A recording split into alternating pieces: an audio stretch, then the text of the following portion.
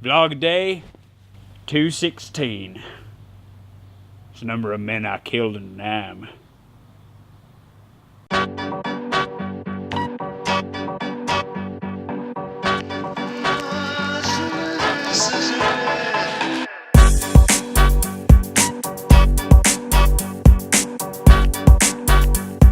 So Kyle and Liz.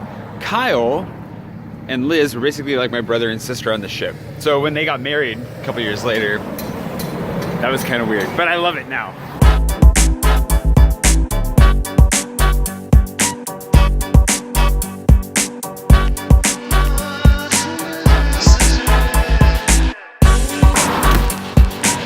I can't really talk about both Kyle and Liz in one video just because it would take up way too much time.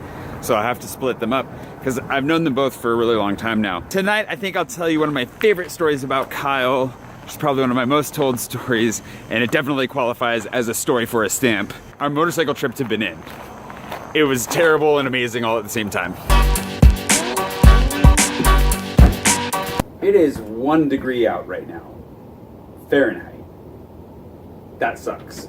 So Kyle and I had these cheap Chinese motorcycles, like they were 125s that cost us like 700 bucks each. And that's how we got around everywhere. And we went on 2 road trips. One was amazing, one was horrible. Well, both were technically horrible, but one ended up being amazing. And the other one was horrible no matter how you cut it.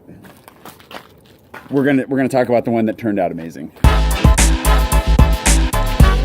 My watch just died, but it's somewhere under a 10-minute pace at like 3.08 miles. Yeah, it's dead. Look at how much ice is in my beard. Like, you never would guess there's this much moisture in your breath until it all freezes on your face. I can't really move my face. I don't know what it looks like, but I know what it feels like. Along with every other frozen part of my body, I'm gonna go inside.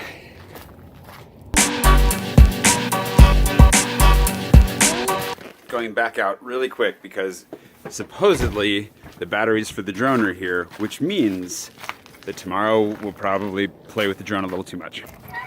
Package. Oh, there's it just office logo.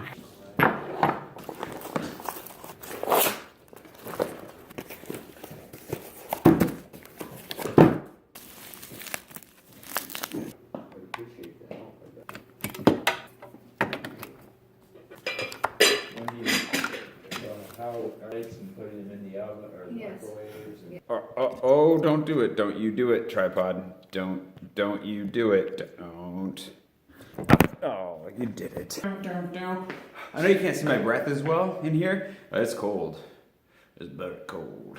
So Kyle and I had these awesome little motorcycles that we would zip around on all the time. I have a lot of stories to tell about those motorcycles and the various crashes and near crashes that we had, but we took them, and 2 of our friends, I had the girl that I was dating on the back of my bike, Kyle had a friend of his on the back of his bike, and we went to Benin, which is right next door to Togo, to visit my dad, who was hanging out there upcountry in a place called Debome. Was it in Abome? It was in Abome. And so we looked it up online, and it clearly, I feel like, have I told this story before? I really feel like I've told this story before. I need to check. Okay, so according to my spreadsheet, I haven't told this story yet, but I'm really paranoid that I have. It involves like multiple crashes, some burns, goats, chickens, a number of different things. It's a really good story. Tell me in the comments if you've heard me tell it before, because I really feel like I have. And if I haven't, I'll tell that story. So instead, we'll talk about where I was introduced to shawarma, which was Togo, with Kyle, actually. Oh gosh. Oh gosh. It's dying. Oh, it's just going all over. Oh, it's going all over the place. Oh. Where'd the phone go? Oh, wow. How did it end up, like, on the... Time to retire that tripod. To be fair, there were shawarmas in Sierra Leone, and there were actually a couple places that we would go to get them, like quick take snack. But the thing was that there wasn't anything there that really ever stood out to me. I don't know what it was, just didn't find one that really struck a chord. But when we went back to Togo, everybody knew this place called Akif's. Akif was just like a few minutes away from the ship. We could leave the port on our motorcycles, get there, have a shawarma, and be back within like 15 minutes. Which is insane, because in Sierra Leone, it took us an hour to get anywhere to buy food outside of the port because traffic was so bad. Traffic in Sierra Leone is its own nightmare. So I don't know if Kyle introduced me to Akif's. He probably did, but we went there all the time together. And we would actually go on shawarma runs. Like if we were having a movie night, we would go grab shawarmas for everybody and bring them back because we had the motorcycles, and it was great. And the one thing that ended up being a massive downside, he and I just talked about this when we were hanging out in San Francisco, was that, I mean, he loved it because it was like his first shawarma love, but for me, I always felt like, for one, they were really dry, and for two, they loaded them up with cabbage, which is how I got really good at saying sans choux, which is without cabbage in French. I always ordered mine without cabbage. But towards the end, a friend and I don't remember who it was, we got stuck. There were riots, and we had to go around one of the riots, and it got really bad between where we were and the ship, so we pulled over on the far side of the circular road, which was the main road running through the city. And we're just like, well, we gotta wait it out. And there was a Lebanese restaurant there that I had been to once before and wanted to try their shawarma, and given into the peer pressure not to try the shawarma. And I really wish I had not given into that peer pressure, because I went to the back, asked the butcher, do you guys sell shawarmas? He was like, oh yeah. He made me one. It cost the same as an Akif shawarma, and it was about 20 times better. Like, the garlic aioli was incredible. The chicken was amazing. It was the best shawarma. And I only had enough time to have like one or two more before we packed up and left the country.